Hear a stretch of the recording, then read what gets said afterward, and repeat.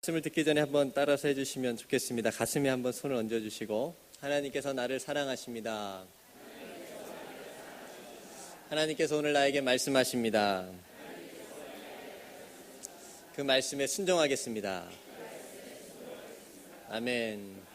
이제 순종 안 할 수도 없고, 이제 억지로 하라고 해서 하긴 했는데, 이렇게 하면 좀 더 순종이 쉬워지지 않을까, 또 잘할 수 있지 않을까 생각이 듭니다.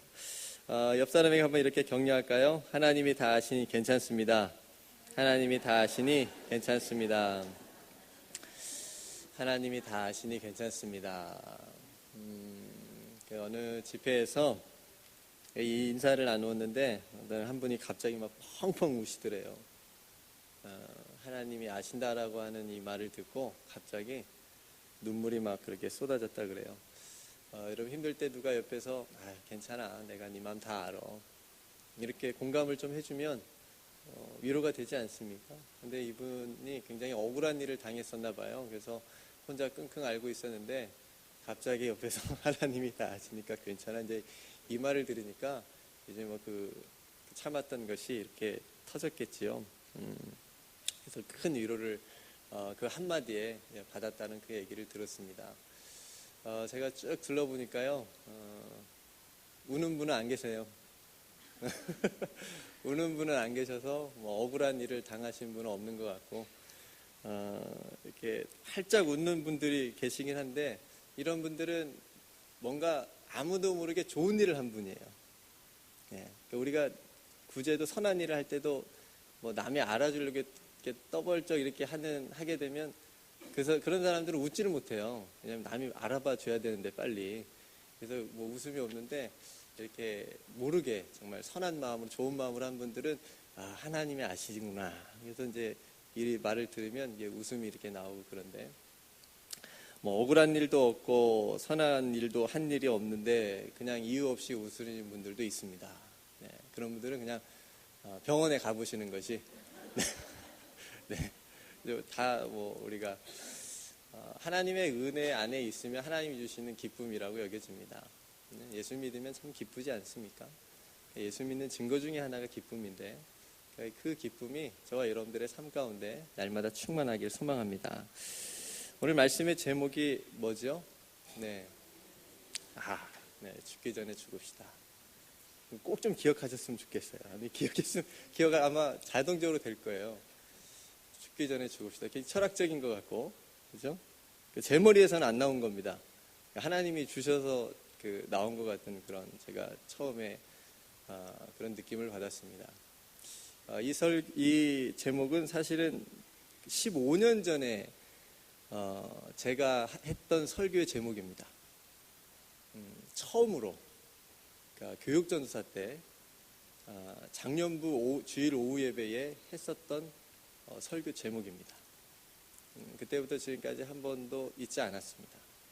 뭐 원고는 그때는 이렇게 볼펜으로 써서 쓴 그런 설교 원고이기 때문에 아마 시골집에 있는 것 같은데, 아무튼 제목은 똑같습니다. 죽기 전에 죽읍시다. 그때 나이가 제가 22살, 23살 정도 됐을 겁니다. 굉장히 젊었죠. 신학교에 이제 막 가서 사역을 시작했을 때니까, 모교회에서. 그러니까 얼마나 뜨거웠겠습니까? 그죠? 신앙이 굉장히 막 불타오 올랐을 때, 뭐 누가 순교하라 그러면 순교 가자 할 정도로 그런 마음에 뜨거웠을 텐데, 그렇게 20대 갓 초반이었던 제가 이런 설교를 했습니다. 나이 지극히 많으신 3, 40년 신앙생활 하신 우리 성도님들을 앞에 모셔놓고, 이제 갓 전도사가 여러분 죽기 전에 죽어야 됩니다. 지금 생각해보면 무슨 정신으로 했는지 모르겠지만, 아무튼 그때도 뭐 굉장히 이렇게 은혜를 많이 받아서 하나님 주신 은혜가 있어서 아마 이 설교를 했으리라고 생각이 듭니다. 시간이 많이 흘렀지만, 그래서 저도 뭐 이제 목사가 되고 그렇긴 하지만, 지금도 이 설교 제목만으로도 제 자신에게 참 이렇게 주시는 하나님의 메시지가 있고요.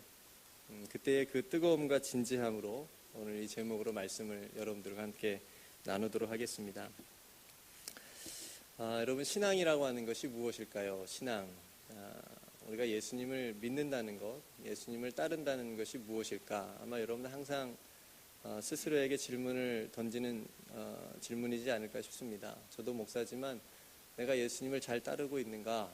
예수님이 가신 길을 내가 잘 뒤따라가고 있는가? 항상 질문합니다. 그렇지 않으면 싹군이 될 확률이 굉장히 높기 때문에 그렇습니다. 내가 예수님께서 말씀하신 것들을 지키면서 그것들을 바라보면서 나아가고 있는가? 목회하고 있는가?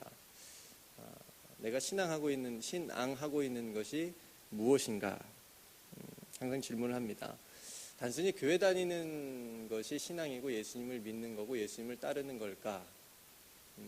교회에서 예배를 드리고 또 헌금을 내고 찬양을 하고 물론 이런 것들도 신앙생활의 한 어떤 그 안에 들어갈 수는 있겠지만 그것이 과연 신앙의 어떤 본질일까라는 생각을 해보게 됩니다. 우리가 종교생활하고 신앙생활하고 이게 구분할 필요가 있다라고 저는 생각을 하는데 종교생활은 하나님이 계신 듯 하면서 자신이 중심입니다. 그래서 종교생활할 때 많은 트러블이 생깁니다. 많은 문제가 생깁니다. 종교생활을 하게 되면 그런 일이 생기게 됩니다. 그러니까 자세히 잘 보면 그 속에 십자가가 없습니다. 자기 만족입니다. 종교생활은 자기 만족이고 자기 의가 있습니다. 대표적으로 예수님 시대의 바리새인들이 그렇습니다. 그들이 얼마나 열심히 하나님을 위한다고 하면서 그렇게 섬겼습니까? 율법적으로 그렇게 얼마나 열심히 했습니까? 아마 우리 보고 따라서 하라고 하면 하지 못할 정도로 그런 열심히 특심이 있었습니다. 근데 그런 바리새인들을 예수님께서 질타를 하십니다. 혼내셔요. 뭔가 빠졌다라고 하는 거죠. 중요한 게 빠졌다라고 하는 거죠. 그 중요한 게 빠지니까 신앙생활이 아니라 종교생활이 되었던 겁니다. 우리가 신앙생활이라고 하는 것은 자기는 십자가에 죽고 하나님이 중심인 생활이 신앙생활입니다. 그래서 여러분들이 만약에 우리가 지금 신앙생활을 하고 있다라고 한다면 다 십자가에 죽은 사람들입니다. 우리가 살아있으면 거기서 이제 문제가 일어나는데 내 의가 거기서 막 드러나고 내가 거기서 뭔가 내 이름을 드러내야 되고 그죠?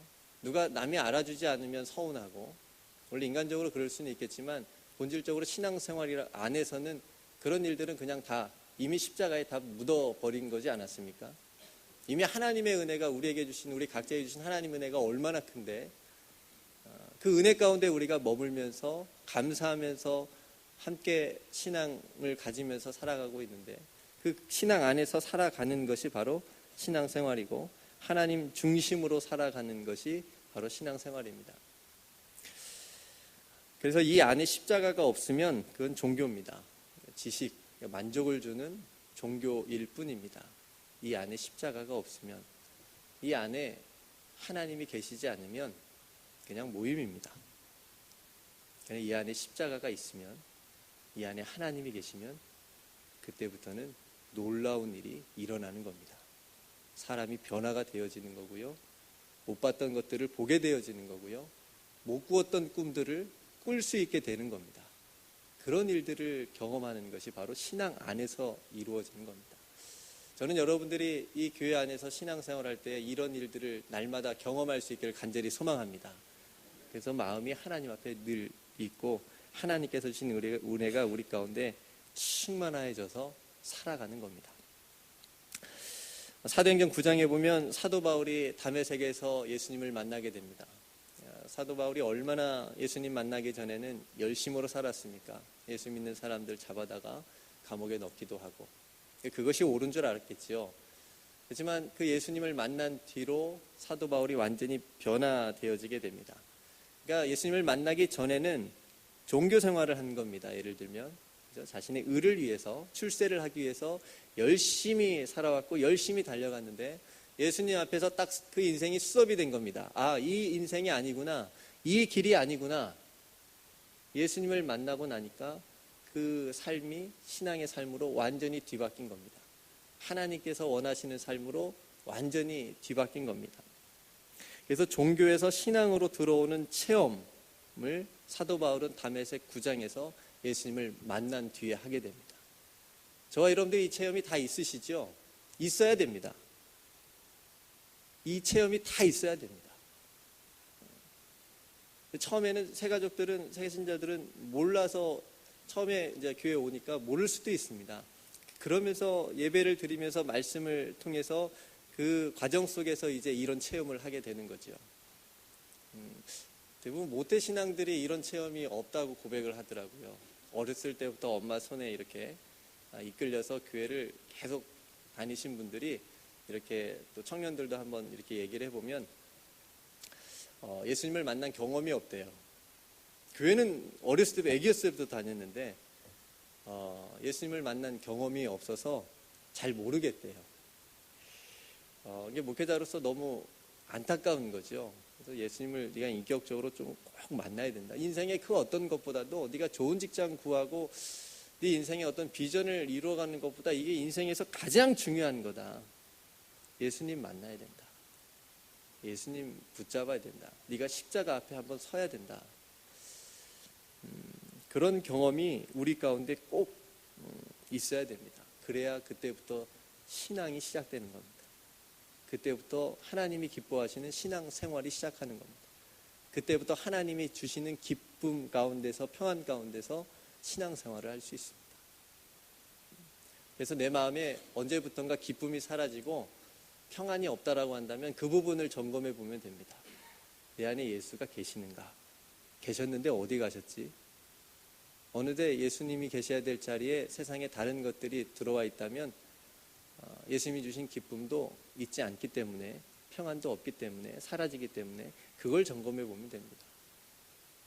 여러분 신앙생활 하실 때 혹시 기쁨과 평안이 조금씩 언제부턴가 사라지고 뜨거움이 사라지고 있다면 다시 한번 여러분 마음 가운데 여러분 삶의 중심의 주인이 누구신가를 한번 살펴보면 방금 그 원인을 금방 알 수 있을 것입니다. 오늘 읽은 본문 말씀에 보면 이러한 우리의 신앙이 어떠해야 되는지 예수님께서 참 중요한 말씀을 하시는 장면입니다. 우리가 너무나도 잘 아는 말씀이죠. 24절 말씀 보면 우리 같이 한 목소리로 한번 읽으면 좋겠습니다. 24절 말씀 12장 24절 시작. 내가 진실로 진실로 너에게 이르노니 한 알의 밀이 땅에 떨어져 죽지 아니하면 한 알 그대로 있고 죽으면 많은 열매를 맺느니라. 아멘. 참 중요한 말씀입니다. 26절 말씀 한번 읽어볼까요? 26절 시작. 사람이 나를 섬기려면 나를 따르라. 나 있는 곳에 나를 섬기는 자도 거기 있으리니 사람이 나를 섬기면 내 아버지께서 그를 귀히 여기시리라. 아멘. 신앙이라고 하는 것은 예수님을 따르는 겁니다. 예수님과 동행하는 거고요. 지금 우리 내 삶에 예수께서 함께 계시는 겁니다. 그걸 아는 게 신앙입니다. 나 혼자만 막 가는 게 신앙이 아닙니다. 예수님께서 나와 동행하시고 예수님께서 가신 길을 내가 뒤따라가는 게 신앙입니다. 예수님께서 가신 길과 다른 길을 가고 있다면 그건 예수님 믿는 게 아닙니다. 교회를 다녀도요. 교회 생활을 해도 예수님께서 따라오라고 하신 길을 따라가지 않으면 다른 길을 가고 있으면 그건 예수님 믿는 게 아니고 예수님 따라가는 게 아닙니다. 예수님 동행하는 것도 아닙니다. 그건 자기가 그냥 자기의 인생의 어떤 성공이나 자기의 어떤 목적을 이루기 위해서 신앙을 이용하는 겁니다. 진짜 신앙은 진짜 예수님 믿는 건 예수님을 따라가는 겁니다. 예수님께서 말씀하신 것을 지키는 겁니다. 이게 진짜 신앙입니다. 예수님보다 또 앞서가는 길은 믿음의 길이 아닐 수 있습니다. 그럴 확률이 높습니다. 예수님보다 내가 앞서가는 것은 예수님께서 말씀하신 길이 아닐 확률이 굉장히 높습니다. 여러분 어떤 목적지를 가고자 할 때 그 목적지에 가장 안전하고 또 안전하게 바르게 갈 수 있는 방법은 그 목적지를 아는 사람을 따라가는 겁니다. 그 사람과 동행하는 겁니다. 이런 사람을 여행에서 뭐라고 하죠? 네, 가이드라고 하죠. 가이드는 그 목적지를 아는 사람입니다.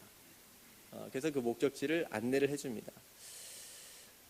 우리로 하나님 아버지께로 갈 수 있는 그 길, 하나님 아버지라고 하는 목적지, 그 목적지를 가장 정확하게 아시고 가장 안전하게 인도하시는 분은 오직 예수 그리스도 한 분뿐이십니다. 요한복음 14장 6절 말씀에 예수께서 이르시되 내가 곧 길이요 진리요 생명이니 나로 말미암지 않고는 아버지께로 올 자가 없느니라. 그러니까 예수 그리스도가 하나님께로 갈 수 있는 길을 정확하게 아시는 분이고, 그 예수님을 따라가다 보면 하나님을 만날 수 있는 겁니다. 사랑하는 성도 여러분, 예수님을 진정으로 따라가고 계십니까? 진정으로 예수님과 동행하고 계십니까? 여러분들의 삶 가운데 예수 그리스도의 자리가 얼마나 크십니까? 어떤 일을 결정할 때에 하나님의 말씀이 여러분들의 삶에 얼마만큼의 큰 영향력을 가지고 있습니까? 오늘 24절의 말씀에 보면 하늘의 밀이 땅에 떨어져 죽지 아니하며 하늘 그대로 있고 죽으면 많은 열매를 맺느니라. 죽으면, 이 말에 이제 설교의 제목이 나온 것 같습니다. 죽기 전에 죽읍시다. 죽으면. 예수님은 자신을 이 하늘의 밀로 여기셨고, 또 이 세상에 떨어져서 십자가의 대속의 죽음을 통해서 저와 여러분들의 생명을 구원해 주셨고, 모든 사람의 생명을 구원해 주시겠다라고 하는 놀라운 그 사랑의 계획이 이 말씀 속에 담겨져 있습니다. 예수님께서 우리를 위해서 죽으셨습니다. 하늘의 밀이 되셨습니다. 예수님께서 우리를 위해 죽으셨으니까 이제 저와 여러분들은 죽지 않아도 된다는 말이 아닙니다. 우리에게도 그러한 삶을 요구하시는 겁니다. 예수님을 따라가는 것은 여기까지입니다. 죽는 것까지입니다. 십자가까지 따라가야 됩니다. 그래야 부활을 경험할 수 있지 않겠습니까? 죽지 않으면 부활을 경험할 수 없습니다. 눈치가 빠르신 분들은 오늘 제목만 보고 어떤 의미인지 아시리라고 생각이 듭니다. 죽기 전에 죽읍시다. 저와 여러분들 한 번은 다 죽습니다. 언제 죽을지 모르지만 죽음은 순서가 없다라고 얘기하는데 분명히 하나님의 부르심이 다 있습니다. 앞에 죽기 전에서의 죽음은 육신적인 죽음입니다. 하나님이 부르시는 날. 그리고 뒤에 죽읍시다의 죽음은 영적으로의 죽음입니다. 거듭남입니다. 내가 물과 성령으로 거듭나지 아니하면 하나님의 나라를 볼 수도 없고 하나님의 나라에 들어갈 수도 없다고 말씀해 주셨습니다. 그러니까 이거는 선택이 아니고 필수적인 겁니다. 반드시 인생에 한 번은 죽기 전에 하나님께서 저와 여러분들을 부르실 그 날, 그 전까지는 죽어야 됩니다. 경험이 있어야 됩니다. 체험이 있어야 됩니다. 다행히 예수 그리스도의 십자가상의 한 강도는 죽기 전에 정말 말 그대로 죽기 전에 그런 체험을 했습니다. 그래서 예수님께서 오늘 내가 나와 함께 낙원에 있으리라. 그런 구원의 은혜를 받았습니다.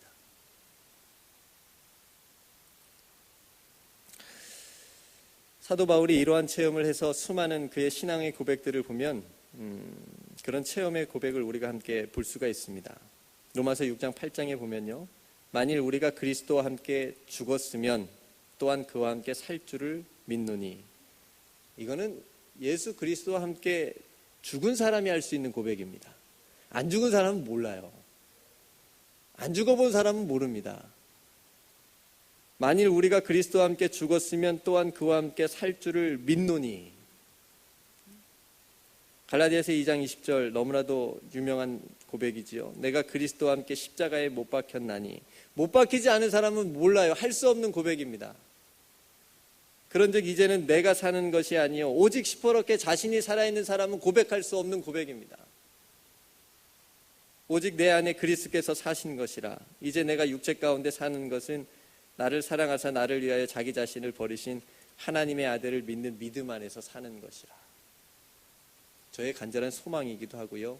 제가 목회자로서 여러분들에게 드리는, 여러분들을 위해서 간구하는 간절한 소망이기도 합니다. 사도 바울의 이 고백이 죽기 전에 저와 여러분들의 진실된 고백이 되기를 주님의 이름으로 축복합니다. 갈라디아서 5장 20절 말씀에도 보니까요. 그리스도의 예수의 사람들은 육체와 함께 그 정욕과 탐심을 십자가에 못 박았느니라. 그 정욕과 탐심을 십자가에 못 박은 사람들이 그리스도 예수의 사람들입니다. 교회 다니는 사람들이 그리스도 예수의 사람들이 아니고요. 정말 십자가 앞에다가 자신의 정욕과 탐심을 못 박은 사람들이 그리스도 예수의 사람이라고 얘기합니다. 하나님은 오늘날 죽지 않고 자기 자아와 자기 탐심으로 시퍼렇게 살아가지고 살아있는 그런 사람들이 수만 명이 모여서 예배드린다고 찬양하고 기도하는 그런 예배가 아니라 이 십자가 앞에서 자신의 정욕과 탐심을 다 못 받고 자신의 모든 것 다 내려놓고 하나님의 은혜 앞에 두 손 들고 이제 하나님의 거룩한 백성으로 살겠습니다. 이제 하나님만 바라보며 살겠습니다. 하나님이 이끄시는 대로 가겠습니다. 십자가 앞에 서 있는 한 사람을 하나님은 오늘날 찾으시는 겁니다. 그 한 사람이 저와 여러분 되기를 간절히 원합니다. 육신의 죽음은 어떻게든 연장해 보려고 하는 수많은 방법들을 쓰고 거기에다가 많은 물질과 많은 시간들을 투자하고 집중하면서 우리의 영혼이 사는 길에는 게으르고 거기에 집중하지 않고 신경 쓰지 않는다면 얼마나 어리석은 일이겠습니까? 어떤 사람이 정말 심한 병에 걸렸는데 의사가 이런 진단을 내렸습니다. 당신은 하루에 3번씩 꼭 정한 시간에 이 약을 먹어야 삽니다. 이 약을 먹지 않으면 당신은 곧 죽습니다. 만약 저와 여러분들이 이런 상황이라면 어떻게 하시겠습니까? 아무리 급한 일이 있어도, 아무리 바쁜 일이 있어도 약을 챙겨 먹을까요? 안 챙겨 먹을까요? 네, 챙겨 먹을까요?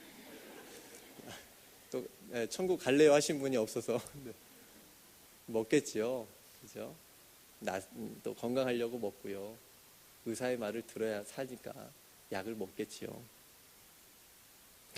이처럼 우리의 영혼이 사는 방법, 하나님께서 우리에게 주신 이 세상에서의 하나님의 자녀로 살아갈 수 있는 방법, 이 세상에서 거룩한 백성으로 하나님께서 주신 은혜로 살아갈 수 있는 방법, 의사가 진단한 것처럼 어떤 그런 방법, 이 하나님의 말씀에 담겨 있는데 우리 영혼이 사는 그 길에 대해서는, 내 영혼이 사는 그 길에 대해서는 의사가 말한 것처럼 그렇게 철저하게 하나님의 음성에 귀 기울이고 하나님의 말씀에 순종할 수 있는가?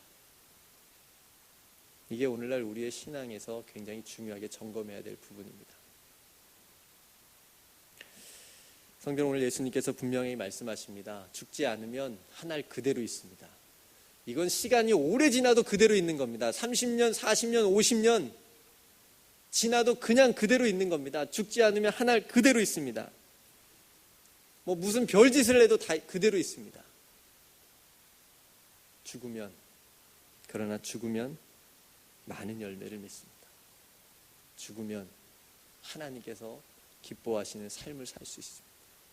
죽으면 하나님의 은혜가 뭔지도 알게 되고, 죽게 되면 하늘의 은혜가 뭔지도 알게 되고, 기쁨이 뭔지도 알게 되고, 세상에서 경험할 수 없는 것들을 경험하면서 살아갈 수 있게 됩니다.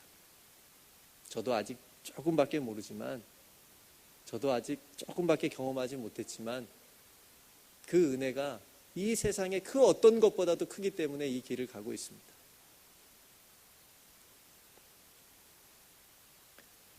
십자가에 우리가 모든 것 다 내려놓고 나의 모든 죄와 허물과 탐심과 세상의 욕심을 다 내려놓고 온전히 하나님 앞에 서게 되면, 하나님께 모든 걸 맡기게 되면 그때부터 새로운 인생이 시작되고 새로운 삶이 시작되는 겁니다. 그런 사람들을 그리스도인이라고 부르는데 골로새 3장의 말씀에서 보면 이런 사람들을 이렇게 얘기합니다. 3장 1절 말씀에 그러므로 너희가 그리스도와 함께 다시 살리심을 받았으면 위의 것을 찾으라. 여러분, 예수 그리스도와 함께 살리심을 받으셨습니까? 예수 그리스도와 함께 다시 살리심을 받으셨습니까?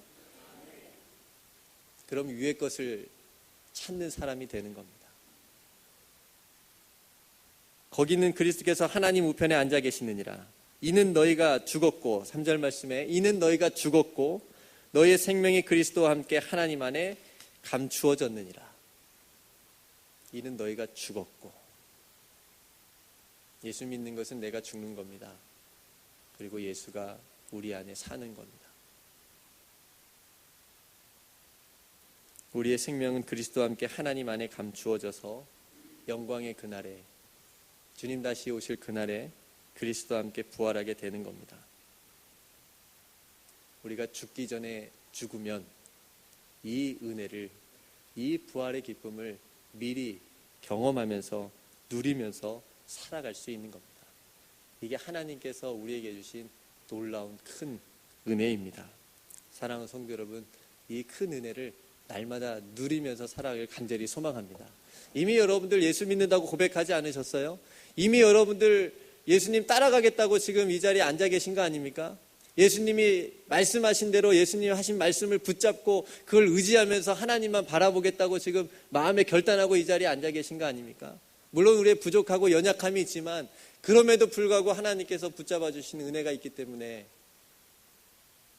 이 길을 걸어갈 수 있는 것 아닙니까? 아직도 세상의 어떤 부분이 나를 그 복음 안에서 온전히 죽지 못하게 하고 십자가에서 서지 못하게 만드는 것이 있다면 여러분 온전히 내려놓으셨으면 좋겠습니다. 좁은 문 앞에서 거기 들어가야 되는데 그 생명의 길을 걸어가야 되는데 아직 그 좁은 문 앞에서 고민하고 발 동동거리면서 염려하고 있지는 않으십니까? 예수님께서도 40일 동안 광야에 계시는 동안 사단에게 이러한 시험을 받으셨지요. 그 길을 못 가도록 사단이 유혹한 세 가지 큰 유혹이 있지 않습니까? 돈과 명예와 권력. 에덴 동산에서 아담과 하와에게 사단이 그랬던 것처럼 그럴싸하게 포장을 하고요, 적당하게 타협하면서 유혹하고 다가오는 그 무시무시한 그 유혹에 예수님이 과감히 말씀으로 물리치셨습니다. 이거는 저와 여러분들도 그렇게 하라고 그렇게 보여주신 겁니다. 샘플로. 사단이 여러분들에게 세상의 어떤 유혹으로, 어떤 세상에서 비교함으로 여러분들을 무너뜨리고 할 때, 신앙을 무너뜨리려고 할 때에, 믿음의 길을 갈 때 여러분들을 흔들 때에 하나님의 말씀으로 이겨낼 수 있기를 간절히 소망합니다. 죽지 못하게 만들고 아직도 내 안에 시퍼렇게 살아있는 세상의 욕심들, 욕망들, 하나님께서 원하시지 않는 그런 모습들, 하나님의 말씀으로 우리 안에 가득 채워서 그런 어두움들은 다 사라지기를 간절히 소망합니다. 내가 십자가에 죽으면 하나님께서 기뻐하시는 일들을 보게 됩니다. 그것이 무엇인지 알게 됩니다. 죽지 않으면 내가 원하는 거 그냥 하면서 그렇게 적당히 신앙생활 하면서 살아가게 됩니다. 이 귀한 한 번뿐인 인생, 다시 만날 하나님 앞에 서는 그날에 하나님께서 우리를 칭찬해 주시고 하나님께서 우리를 보실 때 너무 수고했다, 잘했다, 이런 칭찬을 들을 수 있는 그런 소망이 저와 여러분들 가운데 있기를 간절히 소망합니다. 그러니 성도 여러분, 죽기 전에 죽읍시다. 언제 맞이하게 될 그 아무도 모를 육신의 죽음을 맞이하기 전에 모세가 호렙산에서 신을 벗고 하나님을 만났던 것처럼, 예수님을 부인한 베드로가 부활하신 예수님을 만나서 새로운 삶을, 완전히 거듭난 삶을 살았던 것처럼, 사도 바울이 다메섹에서 예수님을 만났던 것처럼 그런 만남이 저와 여러분들의 삶 가운데도 날마다 있기를 주님의 이름으로 축복합니다. 말씀을 정리할게요. 하나님 앞에 서십시오. 다시 하나님 앞에 서십시오. 모든 것 다 내려놓고 서십시오. 하나님이 다 아십니다. 하나님을 만나십시오. 하나님을 만나는 시간이 우리의 죄와 허물과 우리의 모든 것을 하나님께서 다 덮어주시고 다시 우리를 새롭게 해줄 수 있는 가장 큰 놀라운 시간입니다. 그때 우리의 영혼이 다시 살아나는 겁니다. 그때 그 영혼이 하나님을 찬양할 때 하나님께서 기뻐 받아주시는 겁니다. 세상적인 욕망으로 가득 차 있는데 하나님을 찬양한다고 하나님께서 받으시는 게 아닙니다. 그때 그 영혼이 하나님을 송축하는 겁니다. 그때 그 영혼이 하나님을 예배하는 겁니다. 십자가에 죽고 산 사람은 교만하지 않습니다. 섬기는 자가 됩니다. 십자가에 죽고 다시 산 사람은 오늘 말씀에 하나님께서 귀히 여겨주신다고 말씀해 주고 계십니다. 저와 여러분들이 하나님께서 정말 귀히 여겨주시는 그런 인생이 되기를 주님의 이름으로 축복합니다. 마지막으로 옆분에게 간절함을 담아서 이렇게 정말 격려했으면 좋겠습니다. 제발 죽기 전에 죽으세요. 네. 제발 죽기 전에 죽으세요. 네. 한 번 더 격려할까요? 빨리 죽을수록 좋습니다. 네. 빨리 죽을수록 좋습니다. 기도하겠습니다. 하나님 감사합니다.